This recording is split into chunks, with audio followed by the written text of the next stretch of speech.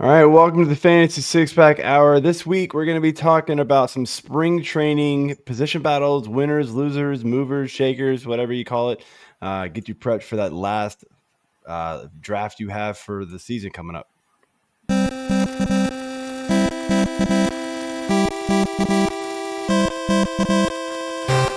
The Fantasy Six-Pack Hour with your hosts, Joe Bond and AJ Applegarth.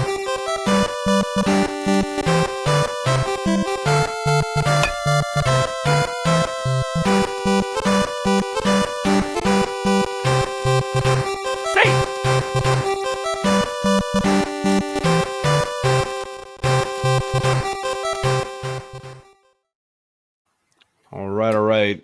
Welcome to the Fantasy Six-Pack Hour. My name is Joe Bond, founder of FantasySixPack.net. With me to my right on the screen is Corey Pieper. What's going on, man? Not a whole lot. As AJ was saying beforehand, we have hit the March Madness season, so we're moving it up a day here. I have the Texas Xavier game on in the background there, so if you hear a hook 'em horns, you'll know what's going on, but not much. Baseball started. That's cool, too. Yeah, we are. We are recording so that AJ and everybody else and I can watch the games tomorrow and enjoy them instead of having to be like, oh, man, we got to do a podcast. Ugh. Every year we forget. So this year, I figured it out. AJ, Applegarth, other co-host, what's going on, man? What's up? Not much. Just again, I also have the game on in the background. Just finished out watching your American Eagles get beat down. So who's everybody's pick? Let's get them quick here. Who do we got? I have not totally decided yet. I'm doing some extra research tonight. So I'll be honest with you. I didn't watch a lick of college basketball this year, so don't trust my. That means you're set. My initial gut already gets the perfect bracket. My initial gut was Duke, and then I started looking into it a little bit more, and they miss on a couple of things I've noticed. So I'm reconsidering and need to do some research. So after the show, did you do one that we record? I did one that's my main one, but I think I tweaked a couple of them. I got to look back. There's a couple different sites that I'm on. AJ's in like 15 brackets. We'll be watching the games tomorrow. He's going to have like the bar full of like brackets across pieces of paper. Everybody's going to be like, who's this guy? Yeah. But like, all right, well. But yes, my pick. Let's move on here. Main pick is Florida. Florida, yeah. I was leaning on that. But let's move on here. Before we do that, though, just remind everybody, hit that subscribe button, hit the like button, hit the little bell, leave those comments in the chat. We'd love to hear from you. And, of course, all access memberships are open at Fantasy Six Pack. You're going to get access to the draft cheat sheet tool. You're going to get access to the award-winning rankings. We got a ton of betting and DFS content coming up during the season. Just announced Dave Eddy is the new co-owner of the site, and he has been crushing the betting content already. So right now, all of that is free. It probably won't be forever. So jump on in and get on in on that action. But let's bring in our guest of honor tonight before we do all this. And I don't know what banner is up right now. Did anybody press that? Anyway. All right. Jason Martinez from Roster Resource, Fangraphs. What's going on tonight, man? What's going on, guys? Happy to be here. Fun time of year, even if you're just a baseball fan. We're for me, it's all the final puzzle pieces coming together. Like these last couple of days, and a lot of those are pretty interesting. You get it's crunch time. It's crunch time. Get some surprises here too, where you're just like, what? Nobody saw that coming. So there's always something like that can happen. And the bad thing is, you wake up to a new injury every day. Usually, like my first post of the day is like updated this roster because this guy's elbow hurts, which is like when somebody's elbow hurts, it's like it's really slow progression to like we kind of know what's coming. But pretty much. That's the down. Yeah. So speaking of injuries, we do like to start off the show with a lot of just news. And so the way we've been doing this, instead of going through every piece of news, I'll just rip through them all real quick. And then you just give your thoughts on one or two of the more interesting ones to you. So Tyler Stephenson on the IL, low grade oblique strain. Jon Gray shut down at least 6 weeks after being hit. That did not. I don't know. The rollover is not happening now. After being hit on the pitching hand with a comebacker, Royce Lewis, the hamstring injury. That one looked bad. Feels like he might be out a little while. Freddie Freeman was scratched with rib pain, and then I've heard a lot of they think it might be oblique. So who knows there? Jesus Sanchez is to start the season on the IL with side pain, also oblique maybe. Darvish elbow inflammation. There you go on that one.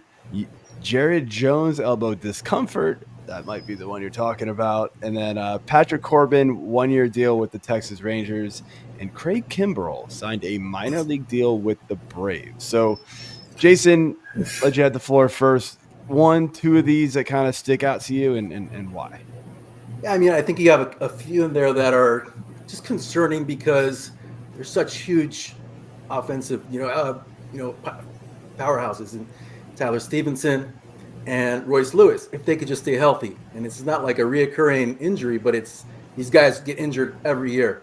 And it's getting to that point where, when I do my playing time projections, you go, okay, this guy is like 26, 27 years old. I see where he's missed a lot of time, but okay, he has this freak injury here. He got, he tore his ACL diving for a ball. I mean, it could be something freak. And then you got a bunch of other stuff that starts, strains here and there. And you go, well, why can't I just project this guy to play every day? Because it could happen.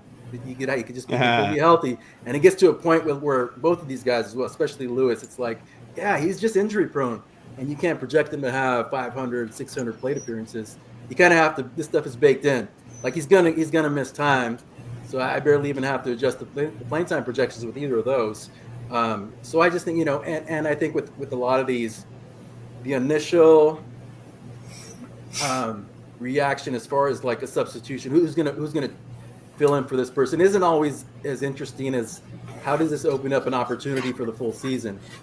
Because if you're expecting somebody to come back in the first month, you're not going to promote a top prospect, just to fill in for a month. So like a situation like with the Braves it did kind of open up an opportunity for the top prospect, Drake Baldwin, that you're not going to call that guy up unless you have playing time for him. So I think there was a lot of talk of he should make the opening day roster. The guy can hit. They like his defense, and it's like, well, you have a catcher there, Sean Murphy, who's going to get 60% of the playing time at least when he's healthy.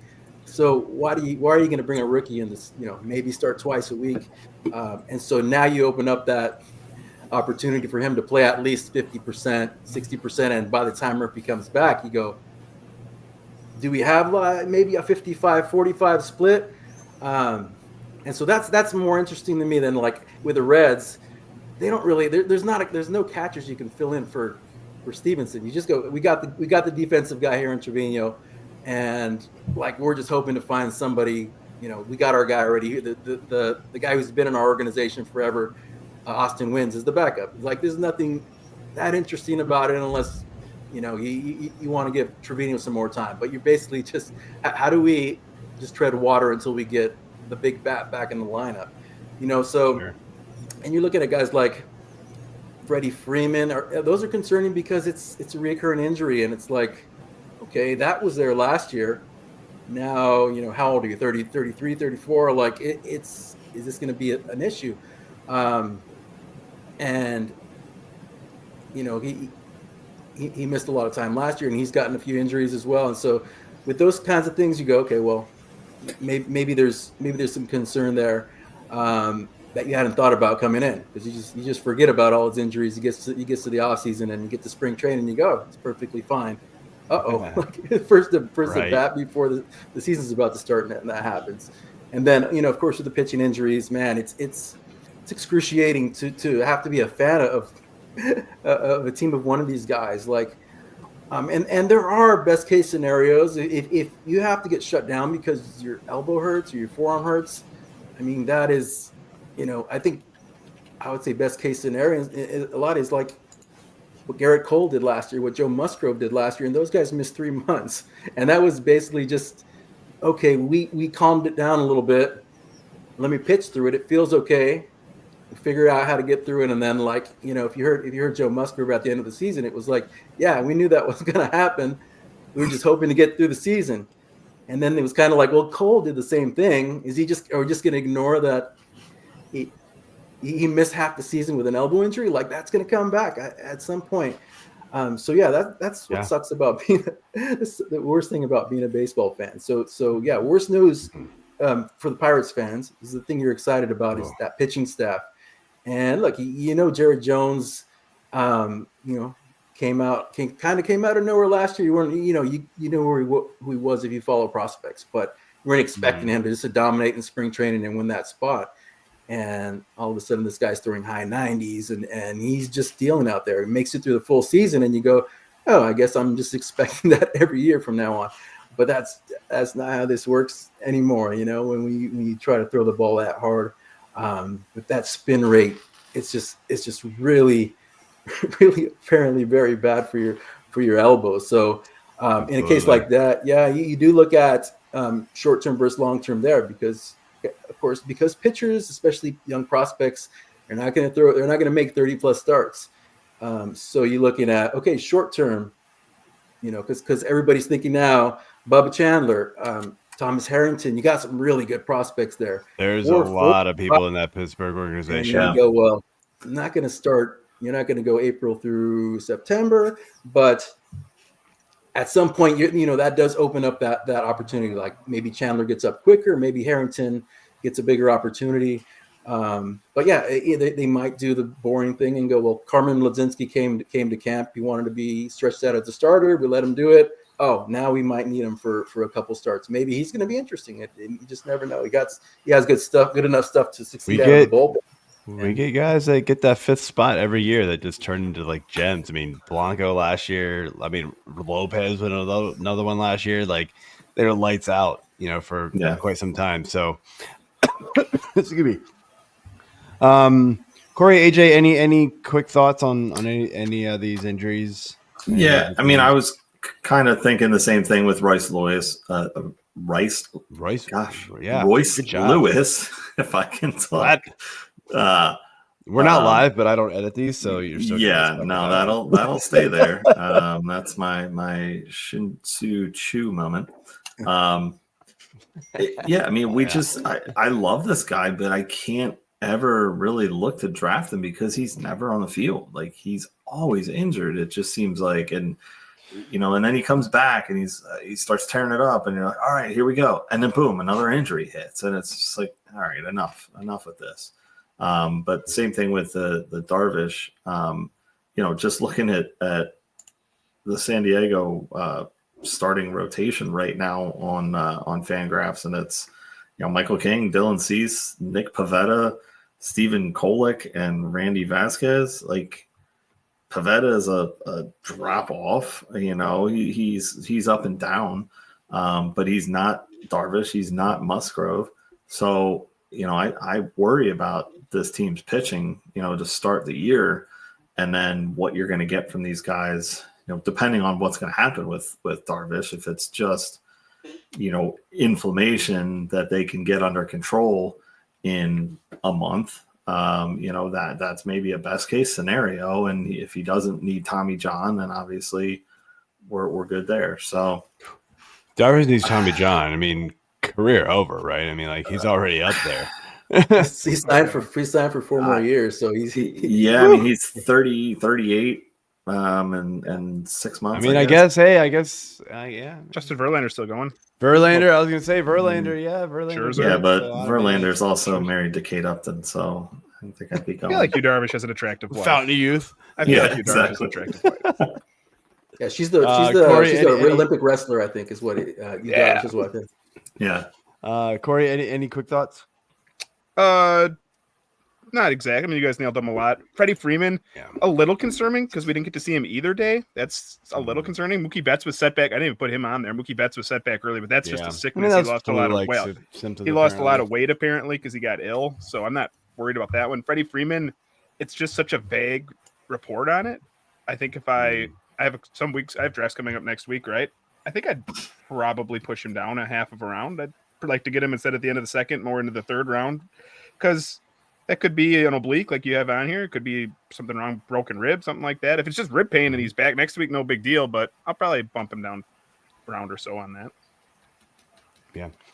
All right. So Jason, we're definitely going to get into like some of these spring training performances and how it affects the rosters and the lineups and things like that. And then some, but I kind of personal reasons. I want to ask you about roster resource, because I'll be honest, I have read roster resource for, I don't even know how long. And so my first question to you is, when did you start it and what made you want to do it? So I started in 2009, and I think it was probably 2008 I started thinking of, I think I was at a place where I had a full-time job. I had my family, little kids at home, and I kind of settled in to that life, and just kind of looking a little bit more for creative outlet, and like, I think MLB trade rumors had kind of blew up around the time, and I was like, I love this idea that they're just kind of following the news and kind of just giving a little bit more context. That makes, and they were doing it professionally, and it was just like very responsible way. And I was like, this is great. I can't follow all 30 teams, and people that love baseball, that they want to follow all 30 teams. This is an easy way to do it. But my idea was, I kind of want to see this. You can explain every time something happens, somebody gets traded, free agent signing, somebody gets hurt. Yeah, you can read an article and they can explain to you what's happening. But I didn't think there was a really good place for you to look at that. What does this look like on paper? And this was, what it looks like now is probably somewhat like that, because I was using a spreadsheet.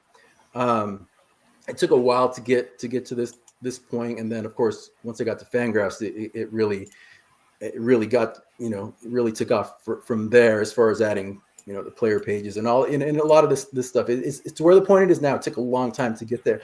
But as far as like, I've seen the evolution, and like what it is now is amazing. But I mean, like, I do remember the older, like the initial days, man. It was just, it was raw, but it was like, it was so informative, and like, it was very helpful. And there weren't a ton of people that knew about it. So it was like a resource that I knew about, that I was like, oh yeah, I'm using this. This is great. This is great stuff. Yeah, it was called MLB depth charts, and it was only text. I would just go. There was a website. I go, I guess I'll start a blog. I type, and there was a website called blogger.com. So yep, so I created an account. 2010, that's what I did mine on, so man. MLB depth charts, MLBdepthcharts.blogspot.com or something like that. And I was just, and I was like, okay, at least I'm keeping track of it now. I like keeping track, anyways. And then I posted a link on MLB Trade Rumors, which they have this baseball blogs weigh in every week. So they put a link, and got a bunch of traffic, and a lot of comments were mostly positive. A lot of it was like, it made me realize quickly I need to step up my game, because I know so much about the Padres. That's my team, because I read all the little tidbits, and I listen to the local news, and I hear so much more context on this stuff. And I realized 29 fan bases have these kind of people. And I was trying to, and there was no Twitter or anything. I was just doing some research and going through articles and coming up with these roster projections. It was February. So it was right before spring training. So I'm like, all right, I got my 30 teams. I have some minor leaguers, and there were, people commenting like, you're that guy's he's not going to be there. And it was kind of mean, but also like, I get it. It's fine. I need to step up my game a little bit. And at the same time, a lot of people were like, there were a lot of a lot of baseball writers, scouts, and everybody just saying, hey, this is a great idea. Thank you for doing this. And I go, okay, cool. And then especially like fantasy baseball. I don't know if fantasy baseball is a thing.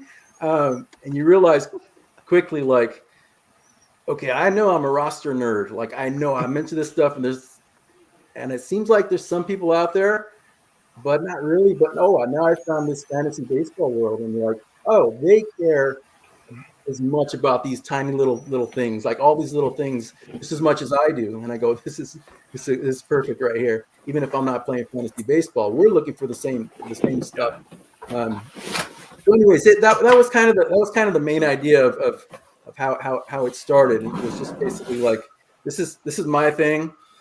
I wanted to kind of combine, like, I got the hard work thing down. I know what hard work is all about and what that can give me, but let me combine that with something that I think I know a lot about, something that I'm passionate about. Like, I know I'm never going to get tired of doing this. And this was what came of it. And then I lost my job like less than a year later after I started it. And then it was just an opportunity to be like, okay, I'm going to look for a job, but also I'm going to do this in the meantime. Yeah. Never went to another job. I mean, I was really applying for jobs. I wasn't getting any, I wasn't getting any luck, but it was like every day it was like, okay, this is, I don't want another job. I just want to make some money doing this. So it took a little bit. Yeah. And so, 16 years later, it's turned out to be this. And it's like, it's basically what I would say, like, I do this stuff anyways for fun. It's kind of a lot of work. You have to pay attention to the news cycle, but that's you can't drop out of the news cycle. You have to always get caught up. But I'm like, I do that anyways with this one thing with baseball. That's my thing. And I go, I can handle it. So, so here we are. Awesome. So when you're going through, you said you like to do depth charts, and that's kind of how it all started there. So what was your main process for how you decided to predict the lineups and or the starting rotations, really? Yeah, I think kind of the fun thing at first was, because I was doing it before this, just like writing stuff out or keeping little charts, and there was no audience. It was just more like, this is what I think that lineup should look like, or I know these are the starters. Let me put them in an order that kind of looks like it feels right. So there was a lot more of that at first. And then you kind of realize, especially once the season started, once there were actual rosters and you kind of pay attention, you realize the beat writers really know their stuff, because you really have to read between the lines with what the managers are saying, with what the players are saying, especially when it involves injuries, because they you don't trust them. But it's really trying to like I said, it's part of it is just not falling off the news cycle, because whenever something happens, there might be 7 or 8 factors involved that, like, I already know that stuff. And so I might go look for one other thing and kind of like, okay, but like when something happens, I already kind of know, like, well, all these factors are involved, and I know what guy I'm going to put here because this guy got hurt. So, like I said, Twitter wasn't out when I or it might have been a thing, but nobody was on it until like a year later. And then all of a sudden, all the beat writers are posting news there. Like, this guy just got DFA'd.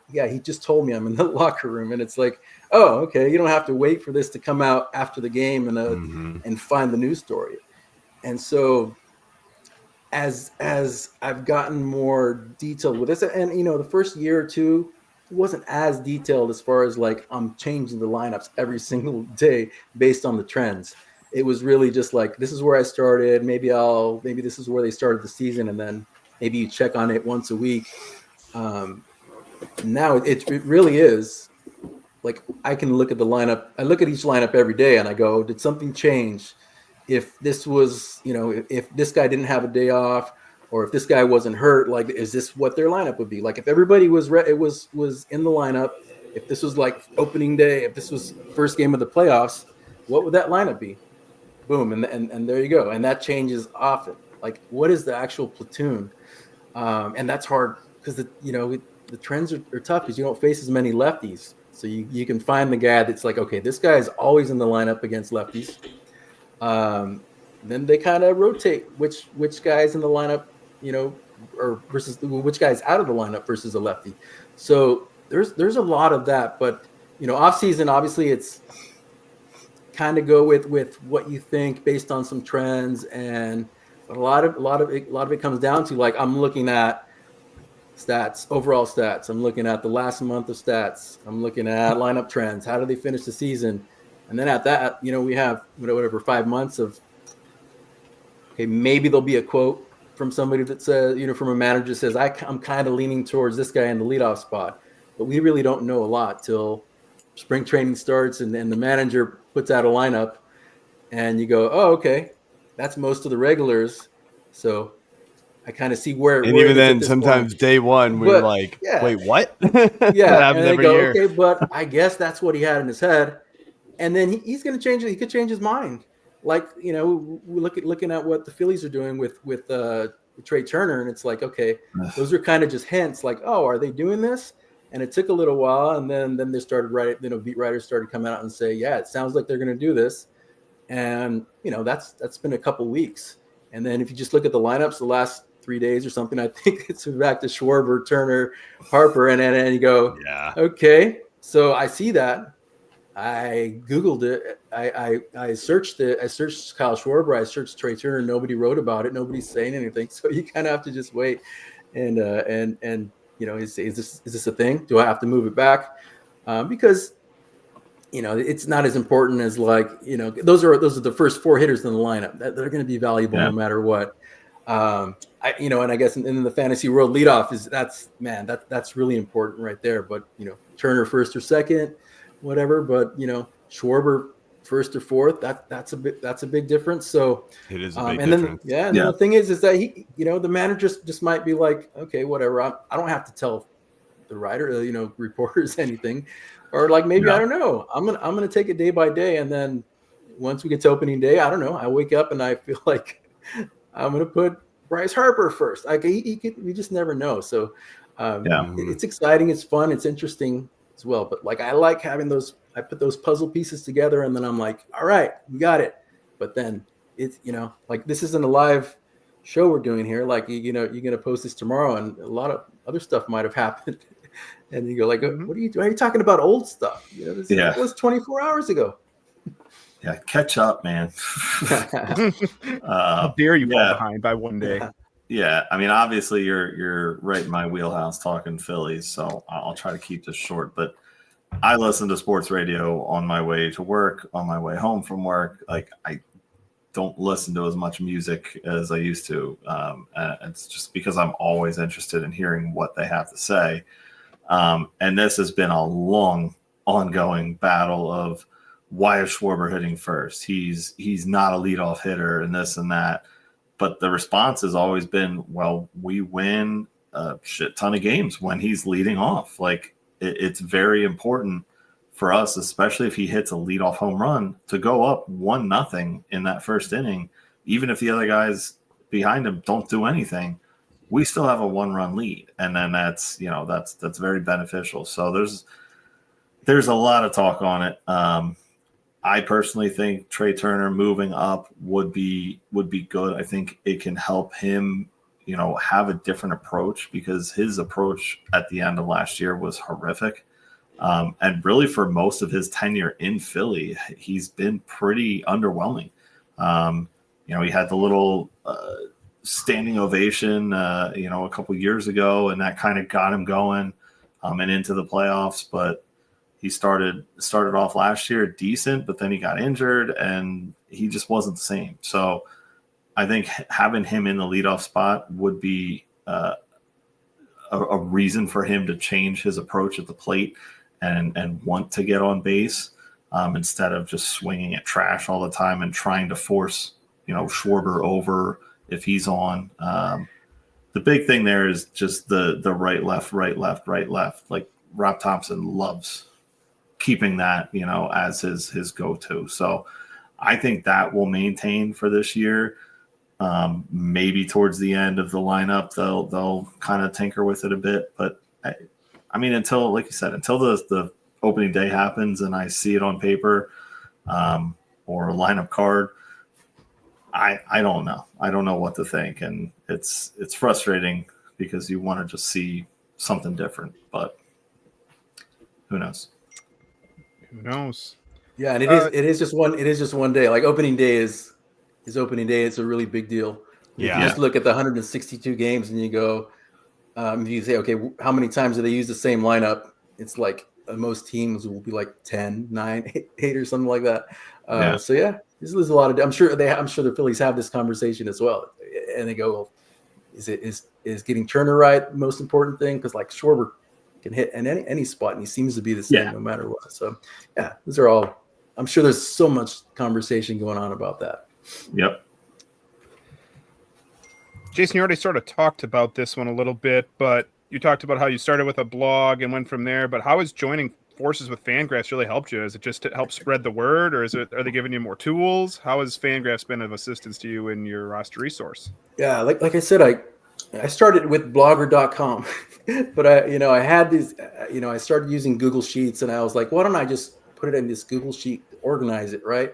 Okay, but now how do I get it onto a website? And then I had to do some research online, and it was like, oh, I can post this embed this file onto the website. But then I had this really slow loading website because it would load the page, and then you had to wait for this other file, the Google Doc, to show up.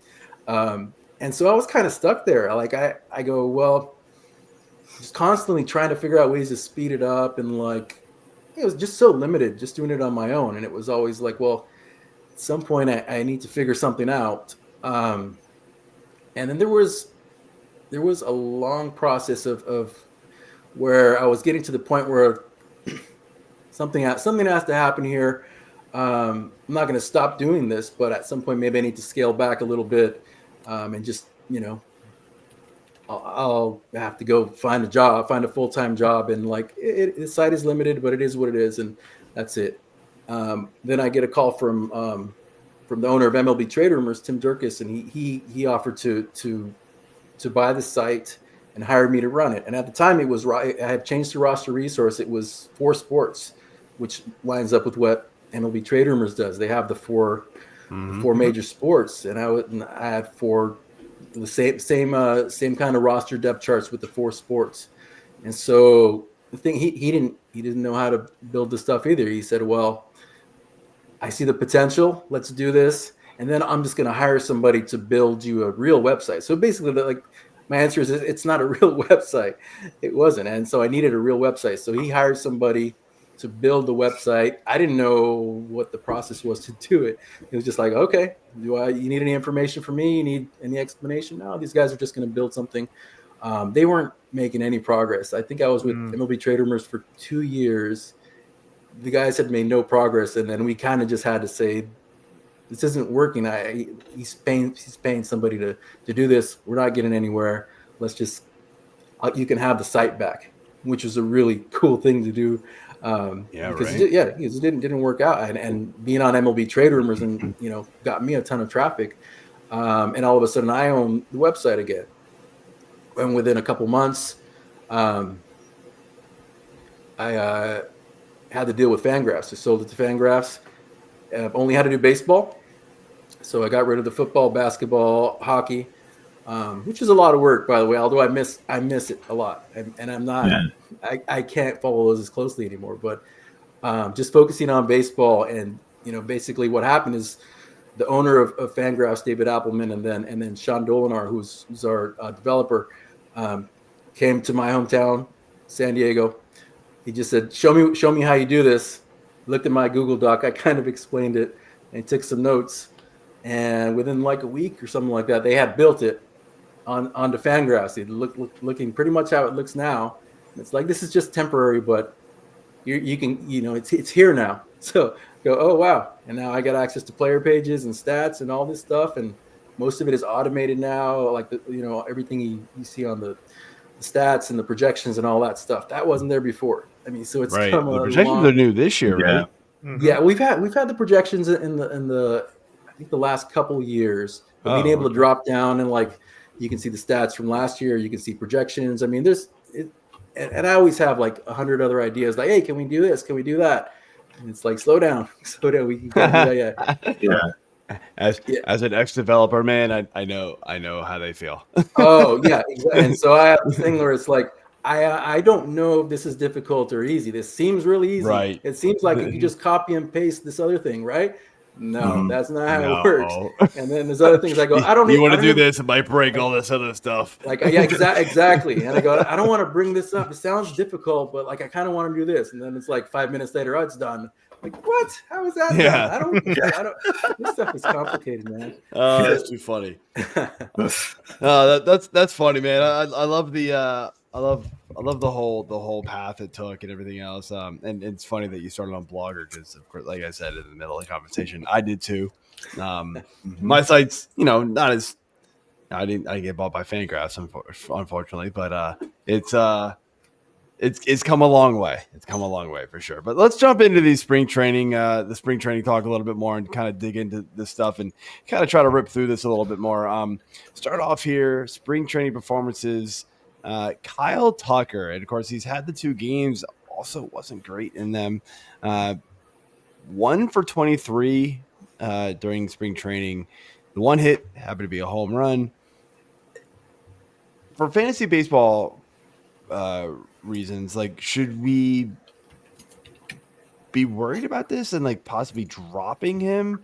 Like, we do see players move to new teams and then like to get the big contract or whatever. And I know he was traded, so it was a little bit different, but kind of a lot of pressure to like perform and be the guy. He wasn't supposed to be the guy in Houston. There was a lot of guys in Houston. Now he is the guy. So any worry there?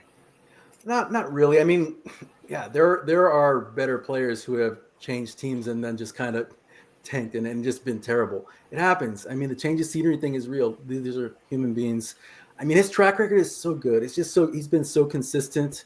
And I think if you look at, you can go through Kyle Tucker's game logs from the last few years, or since he's been in the majors, you can find like whatever he is, 1 of 22 or whatever. Like, you can go find that at any, a couple times throughout the season. So it could be good that it's happening in spring training. I'm not worried about that. It does, like, you have to take note and say like, okay, what's anything weird happening there? But this guy probably not. He's gonna figure it out, and he's always good. So he said it's a long season, and I think what separates somebody like him is that he's so consistently good, and part of that is when things aren't going great, you can figure it out and make an adjustment, and you get out of it because he understands his swing so well. And I think a lot of times where you get younger guys or guys who are just always messing with their swings and their mechanics and things like that, where those are the guys that are a little bit more streaky. And it's like, okay, you look at these spring training stats, you can find all these guys and you go, oh, wow, he's having, I'll use Gavin Sheets as an example. Somebody like Gavin Sheets is a good example because, I mean, he had like home run in 5 straight games or something. Mm-hmm. And everybody's going, of course he's going to make the team. And you go, well, I don't really see the fit, but also like slow down a little bit because Gavin Sheets, there's no question, is just going to completely tear the cover off the ball in AAA. He's going to put up huge numbers, and a lot of hitters they're the kind of hitter, like most major league hitters, they hit they hit mistakes, and you get a ton of mistakes in spring training. You get a ton of mistakes in AAA. Guys like Kyle Tucker, that's a little bit better. They're better than that. I think it was last year where John Schneider, the manager of the Blue Jays, I think there was some controversy because he said something about Cal Raleigh. I think it was like, if we just execute our pitches, we'll get that guy out. Like, and I think that ended up being kind of controversial. And I was like, that's like 95% of hitters in baseball. Like, these guys throw high 90s with these crazy, secondary pitches, and whatever the game plan is, if you execute it, like, that guy doesn't have a chance. Like I watch Manny Machado, all the time. He's a great hitter. He could be in the Hall of Fame. Like, most pitchers can get him out easily if they just throw it where they want to throw it. Like, especially these dudes coming out of the bullpen that throw 98, and they go like, Manny doesn't have a chance. Like, all they have to do is they kind of know where they want to put it, and if they put it in that vicinity, he doesn't have a chance. And that doesn't mean he's bad, but like, Manny's going to get 30 home runs because you make a little bit of a mistake, boom. Yeah. And so, Dude, I remember Adam Jones back in the day. You bring up Orioles, man. Adam Jones, that down and away pitch, man. Like, it was like, stop swinging at it. Yeah. Everybody knew it was coming. Yeah, and it's Strike like, three, okay, boom, gone. You put it, so it's like, okay, here's the game plan. You're going to kind of get him moving off the plate or whatever you have to do, and then throw it there. If you throw it in this vicinity, he's going to swing and he's going to miss it. And you go, that's not an insult to the player. That's just what it is. Yeah. But this guy's on the field every day because of his track record, because he's a good defender. Yeah. And then it's like, he's going to end up with 30 plus homers. So it's like, especially when it comes to fantasy, it's always about like, okay, why is this guy going to continue to be getting opportunities, if he struggles? Like Kyle Tucker's going to be there. He has all the leash, longest leash in the world. Like they're going to keep putting him out there. It'll take 2 months bad for them to be like, maybe something's going on. And a lot of, I would say like a month is usually like a lot of guys who start slow, like, and turn it around. It's like a month or so. And anything more than a month, it's like, oh, okay, something's weird going on. And that's the guys with track records. But other guys that don't have that track record, they don't have that long leash. So it's like at what, you start the first week 1 for 20. Oh, that's a concern. And the concern is more like, not are you going to figure it out? It's like, are you going to get sent to the minors? Because now you're not helping at all. Yeah. Right. Well, that's also that down and away swinging at junk. See the Phillies playoffs circa 2024 and the end of 2023. The last point I have with Tucker, I owned him last year, and the thing that jumps out to me is he was so hard to own because he missed so much time, and it was so awful as an owner of him. But he still hit 23 home runs in 78 games, and the 3 years before that he hit 30, 30, and 29, and a lot more games. So I think Tucker will be okay ultimately, but yeah, it's harsh. So moving on to Elly De La Cruz, conversely, he's off to a raging hot start. He's got 3 homers, 6 steals, 452 batting average. I mean, the most important thing here probably is that he's only struck out 22% of the time. I mean, have we overthought it with Elly? And, is he should he be the 4th player off the board at this point? Yeah, I would say I didn't feel like, I mean, at least from my outsider perspective, I didn't feel like there was question about Elly. And I think going into last year, there was a lot of hype, but it was also like, you saw what he did in his rookie season. I mean, he was really bad. Those numbers were really ugly. And you go, well, I see the talent. Or it might have been the other way. I mean, there was some stretch in there where it was just like a month where he just didn't hit at all. Didn't hit lefties, and you go, okay, well, if he's on the team, obviously they're going to put him in the lineup every single day because he's too talented. He helps you out in so many ways. The only risk is that what if we have to send him to the minors because he's struggling so much at the plate? And then, obviously he stays in the majors the whole season. And I think listening to other people talk about him, it's like the kid he's so smart. He's so talented. He's already making adjustments. He's getting better against lefties. So you hear those kinds of things and you're like, okay, you feel pretty good about him going into another full season and not taking a major step back. But these guys, tall guys with the long arms and mechanics can always go bad, but it's that long swing that I think gets him. That's why the strikeout rate is up. And I'll be honest, it's the strikeout rate, the average is one of the reasons why Corey and I pass on him in our Earth League. And, sucks we ended up going with Gunnar instead before the injury, of course. But now I think we're both wishing we had not done that. I mean, that could change. I mean, it could change by the time we get to April. You always have to worry about obliques. But, I mean, you look at Gunnar and you look at Elly and you go, I kind of see a little bit more consistency with Gunnar. But Elly's they're just gonna keep throwing him out there every day, even if he struggles a bit. And like I said, with Tucker, it's like it's going to take a long time before that team goes, maybe we got to drop him in the lineup, or maybe we got to give him a couple of days off. He's going to be in there. He's going to have so much time to figure things out, and he's so talented. So the counting stats are going to be there. Unfortunately, that's going to be some strikeouts as well. But he's going to pile up everything else because he's going to be in there. Points leagues, maybe hold off, especially if you got negatives for strikeouts. Yeah. Moving on to a not top of the fantasy draft board player here, and that is Rhys Hoskins in his first season with the Brewers, coming off of a torn ACL. So he had missed the 2023 season, came to Milwaukee in 2024, and it was a step back to 26 home runs, 82 RBIs, and a 214 average.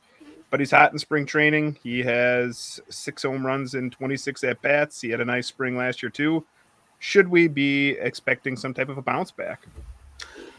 Yeah, I mean, back to his big years with the Phillies. Yeah, I mean, he's only 32, a year removed from that injury, I think. Or 2 years removed from that injury. I think he can get back, maybe not to peak like 900 OP, close to 900 OPS. But yeah, he had 26 last year, 26 homers, that the batting average was down, but it looks like, walk rate and strikeout rate were, strikeout rate was up a little bit. Walk rate is, the same the last couple of years. So I think, and I think what they do in that Brewers lineup, they haven't really pushed him up. Like, he's always batting 6th or 7th.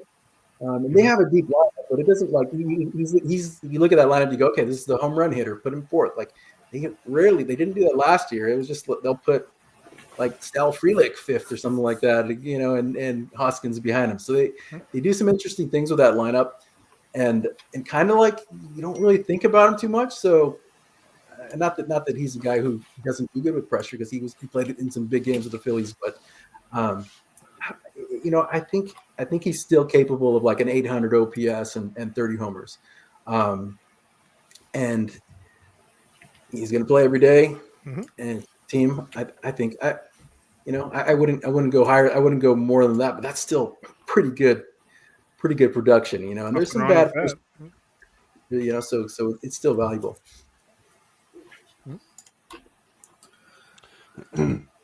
Yeah. So our next question was supposed to be about the Phillies and Schwarber and Turner, but I feel like we sort of hammered that home. So we're going to skip it and go on to the next one here. And there's a few players here that are thriving now in spring training that have moved on to new teams. Josh Naylor, Cody Bellinger, Thairo, Estrada, and Ty France. They're all batting over 400. And look, I know it's spring training, so take it with a grain of salt, but you like to see that still rather than the other side, right? Has it changed your opinions of them, especially guys like Ty France, who are like basically off draft boards?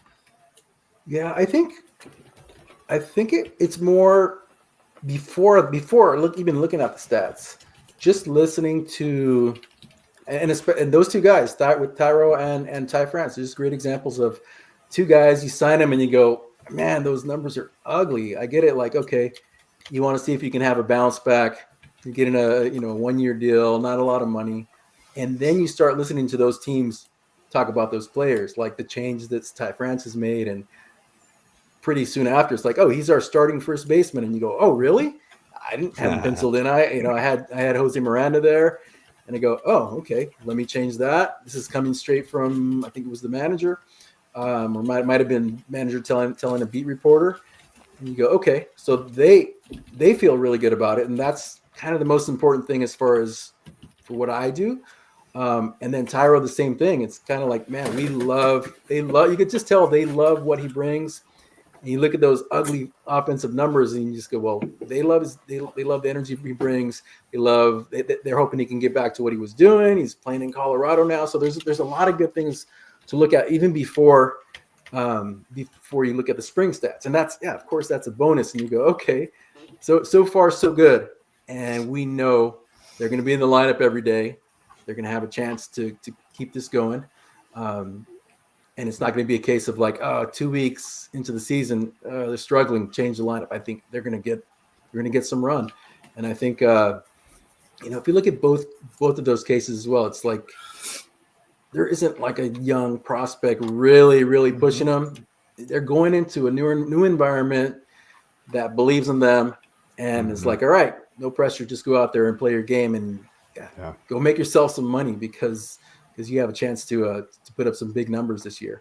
Where do you have Estrada slotted in the lineup right now? So he is 5th, and that is directly from that was based on Rocky's lineup right there. That was based on dude. That was a trend too. I mean, that was me first looking at their lineup and going, and it was probably a few lineups where it was more like Estrada was hitting higher than some of the other guys, and it wasn't a full lineup, but it was like, okay, I see they like Estrada, he keeps hitting higher, and then they had a lineup with all the regulars in there, and it was exactly what it is now. It was like it was those 5 guys, and then after that it was like some combination of Toglia and those guys, and it was like, okay, they love Thairo, and then they confirmed it later, like, yeah, he's our guy, he's gonna hit 5th. Yeah, I was huge on him last year, coming off that great 2023 season in San Fran. It just was bad last year, and then he got hurt, and it just was, nail in the coffin, just gone. He's been off my mind. I kind of wasn't even thinking about him until all of a sudden he popped in this question, and thanks to Corey, he put that one in there. So I'll 14 homers and 20+ stolen bases in two consecutive years with the Giants. That's why I loved him, but I'll have to keep him in mind. He's been a very solid, middle infielder for my teams the past couple of years because of that reason, that production. And then when he was kind of streaky, drop him and let him cool down, and then pick him right back up again. And ultimately, I ended up keeping him. So it was good. I enjoyed it. All right, so the next guy we got is coming into the pitching side of here. We've got Kenta Maeda racking up strikeouts in bunches right now in spring training. He's got 19 already in only 12 2/3 innings.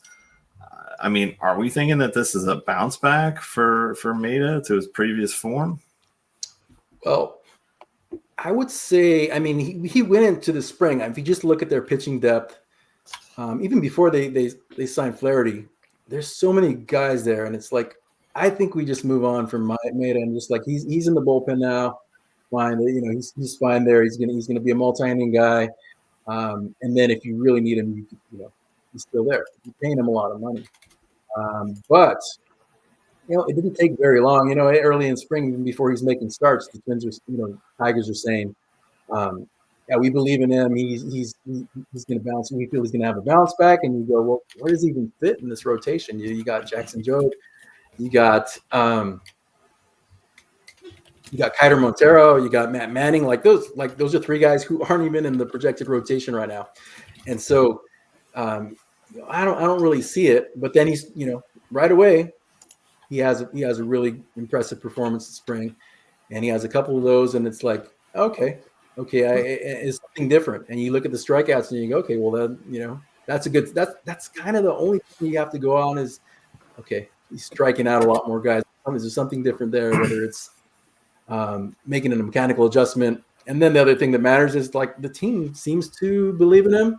I know, like I said, they paying him a lot of money, and him making starts is going to be valuable just because you don't have, Jackson Jobe is not going to make 30+ starts. It's not as easy. It's easier said than done to like limit these younger guys.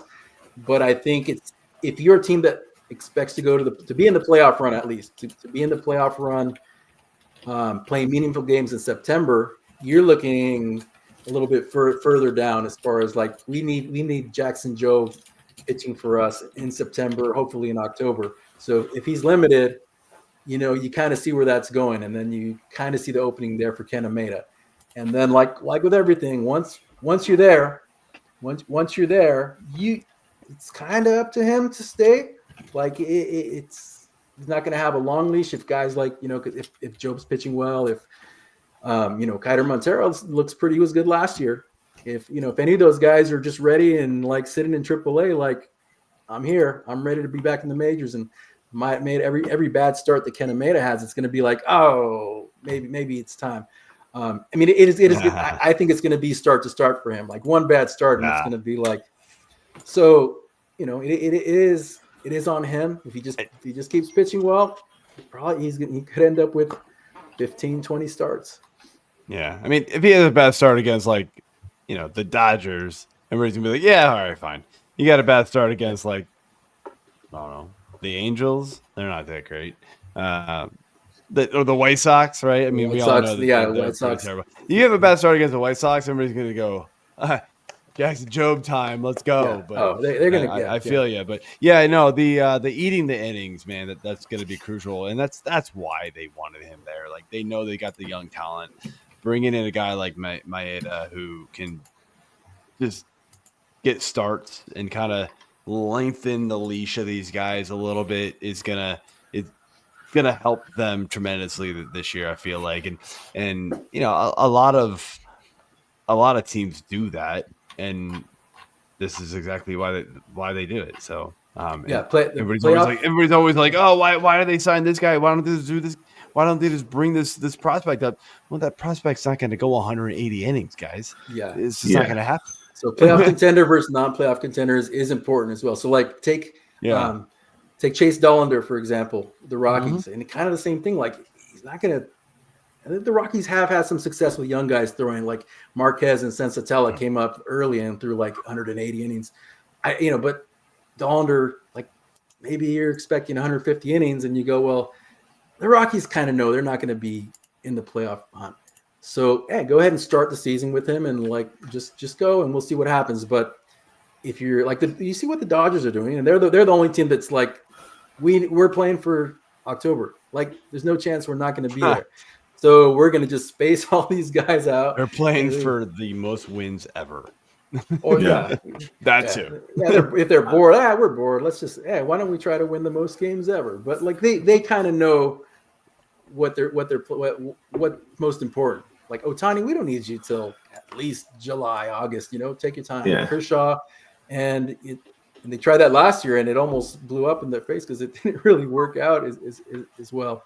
But they're kind of lined up that way. But like that's my point is, if you just were in the playoffs like the Tigers and you got this top prospect like Jackson Jobe and you go, we want that guy pitching when the games matter the most. So, and then Rockies maybe not so much. So I actually just made that projection change today. Chase Dollander put him into that Rockies rotation. And we'll see. It's getting. I'm not touching any Rockies pitchers. Sorry. Yeah, but he's good. I don't care what happens. In a Dynasty League. I'm liking it. Dynasty fine, maybe, but I still can't do it with Rockies guys. It's just until they figure out how to, till they don't pitch in Colorado. I'm good. So, all right, we are moving on to a different section here, and that's just position battles. Is there a way that some of these guys can find a spot in the roster, or how are they going to fit in? And we'll start with, I think, the highest batting average of any player in spring training, and that's Curtis Meade with the Rays, kind of trying to find a spot. When I did this, he was 19 for 33 with 17 singles, but the Rays have a pretty full infield. Yandy Diaz at first, Brandon Lau at second, Junior Caminero at third, and apparently we're going with Taylor Walls at short, or maybe Carson Williams. I was hopeful, but I don't think it's going to happen. But no matter what, where does Curtis Meade fit? Is it just as a bench player? Can he find some playing time? So I started the offseason, not immediately, but once they signed Eloy Jimenez, I had him as a bench guy, as a platoon against lefties. And that was just more like there weren't a lot of options there. And hey, might as well let's see if he could bounce back, see if a change of scenery can help. He was a good hitter a couple years back. So I had him there, not really thinking about Curtis Meade. So once Curtis Meade was around, I don't know, like 12 for 16 or something like that, and Eloy was like 2 for 15 or something. I said, all right, I'm making the change.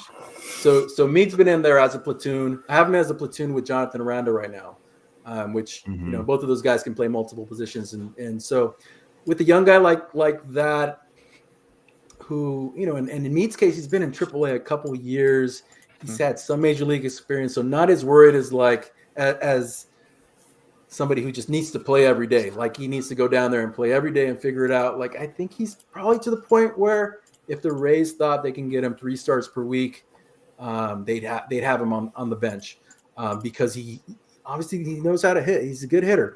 Even if the power is not quite there yet, seems like he's at least one of those professional hitters. He can do some damage against lefties. So I have him in there now. And then, of course, I think the last couple of days, Eloy was going off the last couple of days. So maybe they haven't moved on from him yet. And I think Meade's still doing pretty good. But like I said, I haven't paid attention in like a week. But I know he, so I'm not sure if he cooled off or not. It's a long spring too. But as far as like where he fits, even if it's a bit crowded right now, I know Caminero has struggled a little bit, and so having Meade on the roster to kind of give him a break, and he can play first, he can DH, he can play second. You want to give Brandon Lau a rest against some tough lefties, so I think there's enough opportunity for him. Not really seeing at this point everyday at bats, but that's just always one injury away. Maybe like somebody like Christopher Morel just completely struggles and he looks terrible. Send him to the minors. You move some guys around, and all of a sudden, somebody like Meade, you move Aranda around. You got guys that can move around. So I think there's some opportunity there for him. Makes sense.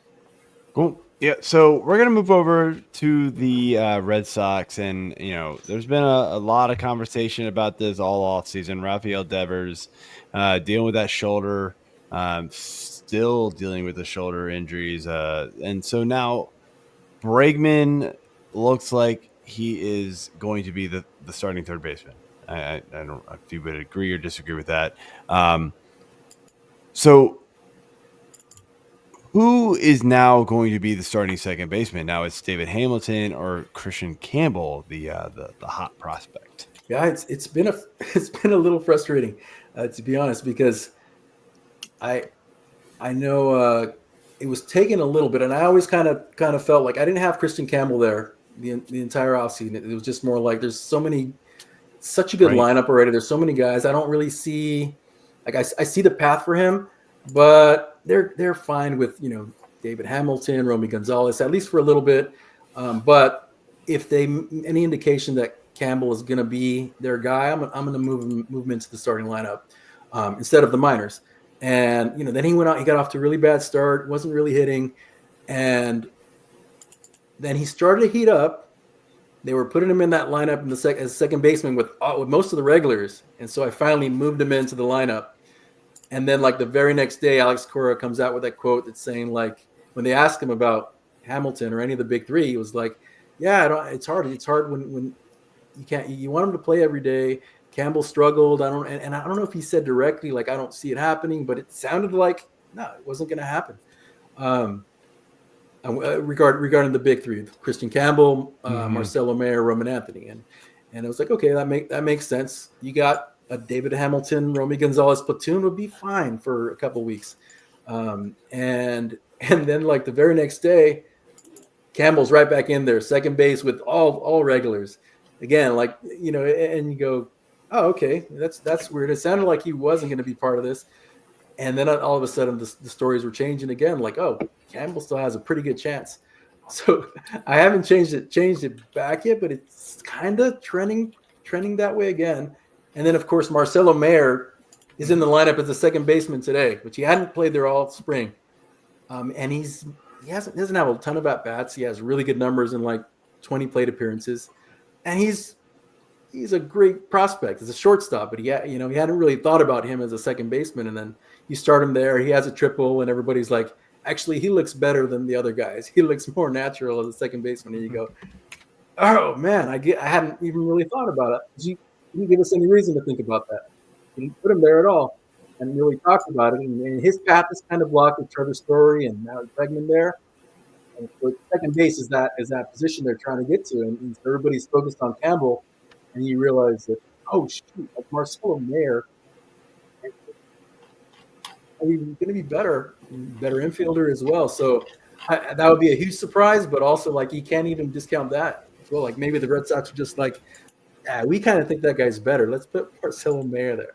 It is frustrating because it's kind of, with that whole lineup, and it's been like that with the Devers situation and Bregman. And it kind of took to the point where it's like, I see Bregman is not playing second base at all. It's been 2 weeks into spring training, so I'm gonna kind of take, because I had him at second base with Devers at third until they said otherwise. Until they said Devers moving, they didn't say that at all. They apparently didn't tell Devers either, because he was like, "I'm not moving." No, he's not happy.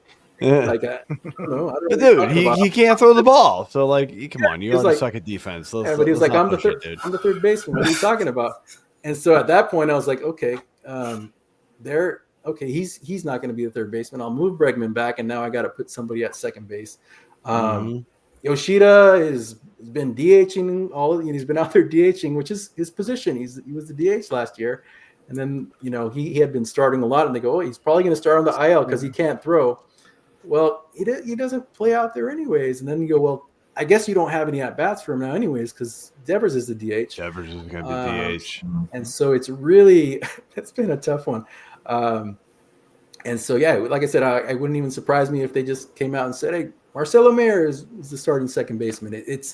I think it's trending still towards Christian Campbell, and they would, they want to take advantage of this, having one of those guys on the opening day roster, because if they're top two picks rookie of the year, or if they win rookie of the year, they get a draft pick. He has to be on the roster. Right? Yeah, and there's not a ton, like Anthony as well, right? Yeah, one of those three guys, any one of those three guys would be one of the favorites as rookie of the years if they were on the roster, because they're that talented. So we'll see. I think that's very interesting. Probably what's going to happen, but I haven't changed it yet. It's just been, it's been frustrating. I'm waiting, man. I'm waiting. Got my draft on Monday. Change it before then. I'm kidding. If they don't name Marcelo Mayer the starting second baseman tomorrow, or if he's not starting at second base tomorrow again, because if they put him at second base again, everybody's going to be like, oh my God, he's going to be the starter. Like if it's just back to normal, Christian Campbell at second, I'll probably change it. Yeah. All right.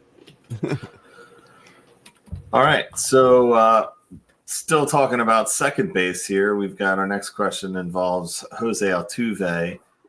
He moved to left field, obviously, although he has been struggling a little bit. But, I mean, who does that leave us for second base in Houston? Is there any room for Cam Smith, or how is this going to work out? Yeah, apparently the manager said again today he's going to get, I don't know if he said he was the primary left fielder. I know earlier in camp he said he's going to get most of his at-bats there in left field. And he kind of walked it back and said he's still going to play some second base. And then today I think he's going to be the primary left fielder. And then Altuve went and dropped another easy one. That one's been another weird one. It's just like, I understood him volunteering to go out there if you were going to bring Bregman back. But then they're like, actually, we actually think this is a great idea. But are you opening up second base for Mauricio Dubon? Like I like Dubon, but he doesn't hit a lot. His value is in his versatility. Okay, Brendan Rodgers, you bring in Brendan Rodgers, and you go, okay, that's an interesting bounce back candidate right there, because maybe he can hit 15 to 20 homers, and he's gonna put up some numbers if he's capable of it, at least if he stays healthy.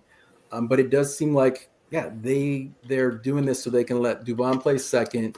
You got a defense-only guy like Luis Guillorme who gives them a left-handed option. And that kind of pushes Rodgers out. Not entirely, but they have some younger guys, but not anybody who you're just obviously like we're moving Altuve for this guy. They have Shea Whitcomb, who just got sent down today. Zach DeCenzo, who's more of a corner guy, and then they have Bryce Matthews, who was their first-round pick in 23. He's played mostly shortstop, but they're saying he's going to focus on second base, but it doesn't appear like super close to the majors. I think he could be their second baseman of the future, but it's a little bit mind-boggling. But maybe they just don't. Maybe they just think Altuve's best days as a second baseman are behind him, and just like getting ahead of it and saying, move to left field, and we got a bunch of guys who can play second. We'll figure that out. And then the other part, the other part of it is like, you got this Cam Smith guy who was he's a third baseman, and I understand like He's a great athlete. You throw him in right field, he'll be fine. And maybe that's the case. But now you got Altuve in left. You got Cam Smith in right. These guys trying to figure things out. And Cam Smith at least played outfield in college, right? Oh, was he in outfield? Okay. I think I read that somewhere, like Rotor World or something like that. Like that was the thing. Like he played outfield in college, so he at least like you think can play it still. Yeah, he hasn't been out there a lot. Him. Yeah, he hasn't been out there a lot. I've seen him catch a few balls out there, but you can, if you're the right fielder, you might take 2 weeks for you to get 4 or 5 balls, difficult balls to get to you. But the guy can hit. I mean, I think he hit his 4th home run today. And I think, again, listen to what the team is, how the team talks about him, how the beat reporters are relaying how the team is talking about him. And you get that idea like, ooh, they're serious about this guy. And so I've been slowly creeping up with that playing time projection, but even now, I think I only have him at, let me see, I have him at 182 plate appearances right now, which is, still pretty from low 0 right now. Yeah. Couple months. Yeah. And that could be, obviously if he wins the job, that's jumping from, just under 200 to, I don't know if I go as high as 600, but it could be, I mean, it's going to be 550 plus, and a guy with huge potential and, potential impact bat. So that would be a very interesting move right there. If they were, that would be huge news. This whole Houston team was interesting to me. So I'm in Razslam, which is a 42 round best ball draft. So you're digging in the depths for some of these guys, and second base was a position where I wasn't very strong, and I'm like reading the tea leaves and then looking at roster resource and going, wait, Mauricio Dubon. He's projected as a starting second baseman for the Astros. It's like round 35, and I have like 2 crappy second basemen, and I'm like, I mean, I'll take my chances, like that kind of thing, and and then I was reading the tea leaves with like Cam Smith and like all the same things you were doing, like, yeah, they love this guy. I don't know if he's going to start the season, but it feels like, man, the second there's an opening, he's just gonna pop right in. That's what it feels like. And so I took a chance on him because third base wasn't a great spot for me either. So I took my chances. And yeah, Astros are a weird spot. Like you feel like they're still contenders, but maybe not. I don't know. Like there's a lot of turnover for a contending team still. So yeah, a lot of these teams in some of these divisions have operated this offseason as though like, well, we could still win this division. I mean, that's NL Central, AL Central. As long as we get there, AL West now. It's kind of like, we're fine. Nobody else is good in our division either. That's kind of the case. That's what it seems like. All right, Corey. Let's talk about some closer situations because fantasy, a lot of it's driven by the save value of the save. So we'll just throw a couple of them out here. First off, down in Arizona, do you have a leaning for who's going to win the closer competition between AJ Puck or Justin Martinez? I think it was that team today where there was some news that said they're not. Yeah, I think it was the Diamondbacks. They said they're not going to name a closer before the start of the season, and that's like it is a logical thing to not tell the reporters who your closer is going to be, and it might change from day to day. And they got 2 guys that can do it, 2 guys that can pitch multiple innings. You got a lefty and a righty. So I think, I think that with Puck being a lefty, I think there's usually more situations earlier in the game. Like you got this really tough lefty coming in. Facing the Dodgers, you got Ohtani and Freeman coming around here, coming up, and it's the 7th inning, and it's just like, let's bring in Puck now. So I think you kind of have to leave it open. And right now I have it basically 50-50. And I started the offseason with Martinez having a little bit more of an edge. And then there was a lot more stories about how they actually would lean towards Puck as the closer. So I shifted a little bit. And I might even started with Martinez as the lone closer. And then once that started to happen, I said, we're okay. Co-closers pretty even with the save projections. And I don't think they have reason to go away from that unless one of them struggles. And of course, like every situation is it's about comfort zone with that manager. You win a bunch of games, and it's like, okay, I went to AJ Puck this time, but it worked. Martinez pitched the 7th, Puck pitched the 8th. That worked great. Next time we're winning, I'm going to do the same exact thing. That worked great. And it really takes. I think it's tough for some of these managers to go against that. Like, I'm going to keep doing the thing that's working. It takes like somebody with a ton of confidence right now, like Dave Roberts, to just be like, I'll just put Alex Vesia out there today, no big deal. Or like, it'll be the next game. It'll be like, I'm going to put Ben Kasperius out there just to mess with everybody. Like, I think it gets to that point. And if you're not that guy who has no pressure on you right now, it's like, oh, I'm just going to go with what's working. Yeah. I know that Joe and we took AJ Puck late in that Earth draft he was talking about earlier. Yeah. So we'll see. Hopefully he gets some saves. What about in Kansas City? Do you have a leaning between Carlos Estevez or Lucas Ursig? My initial sense, and it hasn't changed, just listening to what the way the team kind of explained the situation, it all matches up with Estevez is like that guy who he's there in the 9th inning and they'll wait for him. If he's available, he's got the 9th. But then you got Ursig who can pitch multiple innings. There's going to be a lot of cases where he can get not necessarily, like, you don't necessarily put him in the 7th inning and it's like, oh, he's going to pitch the 7th and 8th. Like, you might put him in with 2 outs in the 8th inning. Fireman role. Yeah. About the fires. So I would say fireman role, but also like there are going to be times where you just let him finish. He got the last out or last 2 outs in the 8th, and it's still a close game. Estevez pitched yesterday. Let's go with Ursig, and he's just going to finish the game. So that's kind of the way I'm thinking right now, and kind of how I have it projected. So I have Estevez with 21 saves, Ursig with 11. And I do have him listed as co-closers, but it's more like I think it's going to be Estevez when he's available, but Ursig is just like incidentally. Yeah, when we put him in the game, it just depends if it's the 8th inning. There's a chance he could finish the game, and that's kind of how they started with him last year. And he got to the point where it was like, yeah, we only trust this guy, so he ends up being the closer. But I think they're gonna with Estevez there now. They kind of have that stability. We're like, we trust this guy in the 9th, but yeah. And Estevez has enough of a track record where it's one blown save, and it's not going to be like, oh my God, let's only go to Ursig now. I think there's some, there's enough of a leash there for Estevez to, for them to stick with that for a while, where they got 2 guys that they trust. And then of course, if, Hunter Harvey, former future closer of Orioles and who else? Where he's been on a bunch of teams already. The Nats, Nats. If it ever comes together for Hunter Harvey, hey, don't forget about that guy.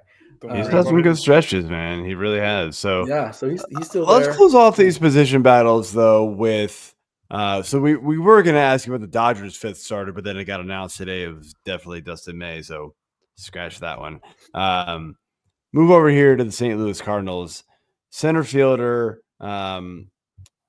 Victor Scott, the second fan favorite of old host of the show, Dap Scout here. Is he going to win the role, or do you think Michael Siani might sneak in there? So and this is one of those that I like I said, I usually start the offseason and I look at everything and I go, I'm not really sure, but like they like Siani. He was playing all the time, but you look at those numbers and you go, yeah, the guy just can't hit. You kind of see what he is. Like Victor Scott can at least be that, but there's a lot of upside. So I had Victor Scott there all offseason, and then as we got closer to spring training, you hear the reporters talk about how much they love Siani, and then it was like, okay, maybe they want more offense. They want to get everybody in the lineup, so they're going to have Nootbaar play center field, and actually multiple reporters, Cardinals reporters had said the same thing. It was like, okay, so I had finally changed it, but I had Nootbaar in center and Brendan Donovan in left, Nolan Gorman at second. So I had all the hitters in the lineup. and Siani on the bench. And then like this in the last week or so, it's just like all that kind of has died down. They're talking about Scott versus Siani again. And okay, so that's fine. It's one of these guys. And then you have to kind of look at the spring stats and you go, well, like it is like, I guess you like Siani for a reason and you kind of trust him out there, but let's look at the spring stats. And it's just such a huge difference. I mean, Scott is having a really good spring. Siani's numbers are terrible. And you kind of go like that guy's a fourth outfielder at best. Victor Scott was so much hype, top prospect. He called him up pretty quick. Let's get back to that guy. So, you know, it's hard to tell because I think they trust Siani. They kind of know what he gives them. And maybe that's going to benefit him. But if you just look at anything else, you go, yeah, why wouldn't they go with Scott? Especially the way they treated this season. I mean, they're the team. Like you wouldn't even if the GM quit, like which he did, like he gave him 1 year advance notice. Like if he gave him his notice and then he just didn't work this offseason, like he didn't, like he wouldn't have known. Like that's what it seems like. Like he quit and you go like, I'm done. You want me to trade Arenado? Okay, I'll let you know if I get that done. But nothing else happened. Like you didn't do anything. And you go, so yeah, you're going. I guess it should be a youth movement. Go with all your prospects, man, because you seem like you didn't care about this season, which is such a weird thing. But like, I don't. It's hard to predict what they're going to do because they don't. That doesn't really match up with the attitude now. It seems like we feel like we're a good team. We're gonna go for it, but. So I have Scott there now. Hopefully he wins that job and he holds on to it because he's a fun player. He's a fun player. Yeah. He's a fun player. Yeah, like I said, Dap Scout was a huge fan of his last year. Picked him up a lot late, and I think a lot of people did, unfortunately. But it didn't work out. So hopefully he can bounce back. A little sophomore. The other word for slump, but bounce back. AJ, let's jump over here to some general questions. You're muted. Sorry, the dogs are barking. There we go. I forgot that I was on mute. Okay, so yeah, the first general question we have here is about the prospects. So, what prospects that maybe we haven't really mentioned tonight do you think will make the cut that the fantasy managers should be paying attention to, whether it's a late round draft pick or even if it's maybe somebody might just miss the cut, but we think they're going to be up early enough that they're worth drafting? So I think there's a couple guys that are they are in the mix for opening day still, and aren't going to get a ton of hype. But I think they are the type of players that are just going to be really, really steady, good enough to play at least semi-regularly. And that's Chase Meadroth of the White Sox, one of the guys they got in that Garrett Crochet deal, and Alan Roden of the Blue Jays, who's one of those guys who just great bat to ball skills. He's gonna walk. He's gonna have great at bats, a little bit of power. So he doesn't have those tools that you get excited about and you go like, oh, he's gonna hit 30 plus homers. He's gonna steal all these bases. He's just solid. So sometimes that's kind of just that consistency is what you need. You need guys that are gonna play and not gonna be up and down and slump. And so Meadroth, his path to the big leagues right now is. It could be there if Josh Rojas has a fractured toe. He says he's going to play through it. If he has to start on the IL, like Meadroth has a very good chance of starting the season as their shortstop. And he's been in the lineup a lot as their shortstop, hitting at the top of the lineup. They hit him first a lot. And so he's part of that Garrett Crochet deal. The White Sox really like him, and they're going to want to take a look at him. And he can play second, short, third. But if he can be the starting shortstop and he puts up numbers, they'll just take their time with Colson Montgomery. And Alan Roden's path right now is there too. I mean, I think I currently have Will Wagner penciled in as the DH. And I think it's going to bounce around. There's a few different options there. And Will Wagner, it's one of the few guys that they traded for last season who was pretty good when they let him play. They had a bunch of young guys that came up. They had a bunch of guys they traded for, like Joey Loperfido. Just didn't hit. Will Wagner looked like he can handle the bat up there.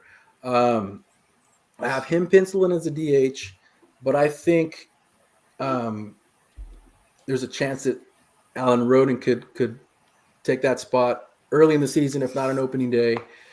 He gives them somebody who can play corner outfield, allowing them to DH guys like Santander and Springer, who are getting up there in age, and a little bit more flexibility. Although Wagner can play a bunch of infield spots as well. I think Roden is going to be a steadier bat and getting a lot of hype. He's having a good spring.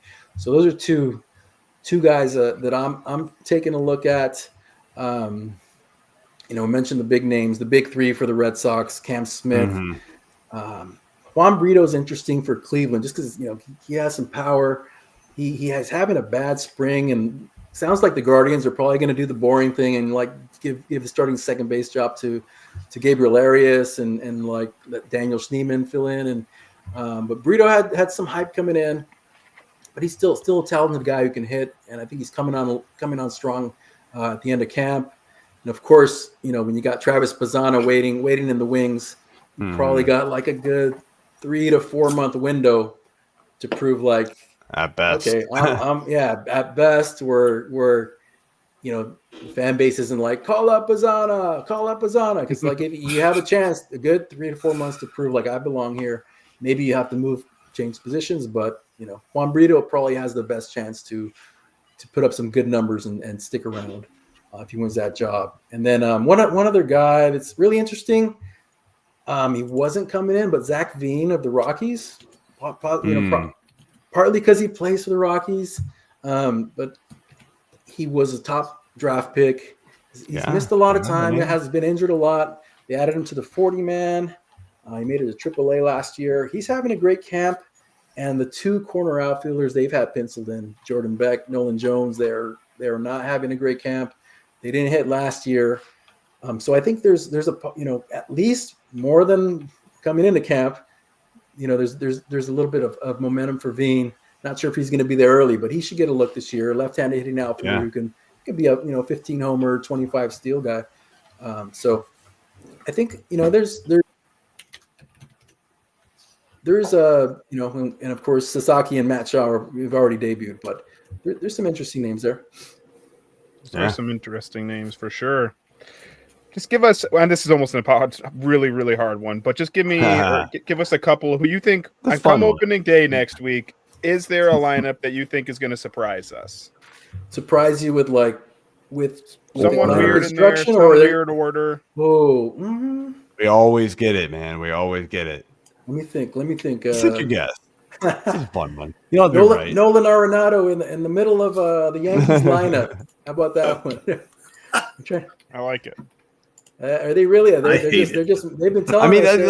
I feel like we get it every year where it's like we expected this guy to especially play against lefties or righties, and then or he was supposed to be fifth and now he's eighth, or he was supposed to be second, but he's it's just completely out of whack. Like anything that you have seen where it might not be like the normal thing, but something where it's like this is a possibility, but it's not realistic. But like, let's keep an eye out for it. Yeah, Philadelphia. Whatever the Schwarber and Trey Turner. I'm trying to think there because I'm paying attention to these lineups every day, and I'm trying to think if there's anything that's been like kind of weird where I go, really, they might do that. Just seeing knowing that Rowdy Tellez might be in the middle of the Mariners lineup is kind of weird. I think people are surprised that Brett Beatty's the starting second baseman of the Mets. I thought that on here a couple weeks ago. Got some pushback. There we go. I think Acuna had so much hype coming up last year. It was just a really short, small sample. You forgot, he wasn't even that good in AAA last year. No, he wasn't. He just got the call up, and the dude is so exciting. 2 good weeks, honestly. Yeah, and so somebody like Brett Beatty's finally going to get an opportunity there. Mm-hmm. I'm trying to think if there was anything else that could be weird. I'm not sure if Jacob Wilson's going to be a power hitter though, guys. I'm not sure, but he's hit up to like 4 home runs, right? Yeah, he's been. Right. I've had him penciled in as a 9th hitter. I mean, you look at his numbers in the minors, and you go, yeah, he's gonna hit, he's gonna make contact, but there's no power there. And I think he's showing off a little bit. He wants to flex and kind of show that he has some power, but which he has a chance to move up in that lineup. They've hit him first a little bit. Yeah, I think he's somebody who could end up hitting higher in the lineup. I think somebody like Miguel Andujar can play more than initially expected. They seem to like him a lot. He could hit in the middle of their lineup as well. So, I mean, we can go team by team. And so I have a hard time when you ask me for 30. I go, oh, let's just go one team at a time, and we'll talk about all 30 teams. Something weird is going to happen. Something weird can happen with all 30 of them.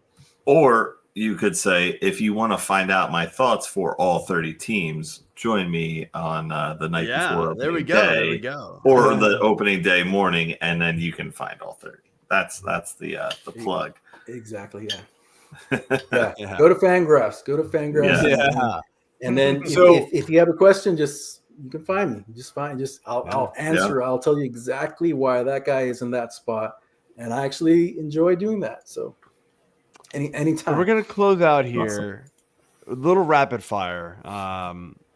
Final rotation spots for each of the following teams. Arizona. Ooh, I mean, leaning towards Brandon Pfaadt. He's just been more consistent. Like he's a young guy, but it's kind of like you kind of already know he's gonna be out there. I really wanted to be Nelson, but I know it's not gonna be. Yeah, and he's Cleveland. Great, yeah. Cleveland, I think it's going to be.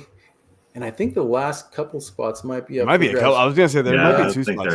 And I actually have to take a closer look at this because I have McKenzie there. It's interesting because Tristan McKenzie has a good track record, like not recent, but he's showed that he can be very good. But I can't go back to him anymore. Yeah, he's out of options.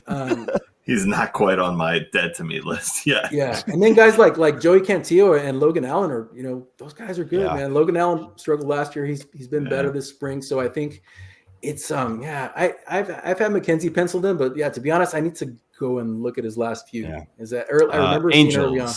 Angels, I think they're going to give it to Detmers. Kakanowicz is interesting. He doesn't have the huge upside because he doesn't strike guys out, but I mean, he throws high 90s, and I think it's great to have a good 6th starter. I just think in that pecking order of like we got to see what we have in Detmers, and we got to let him just give him a chance. And we know Kakanowicz has had some success. I think they're going to go Detmers first, and then Kakanowicz. Any other teams? And because I was putting this question together pretty late.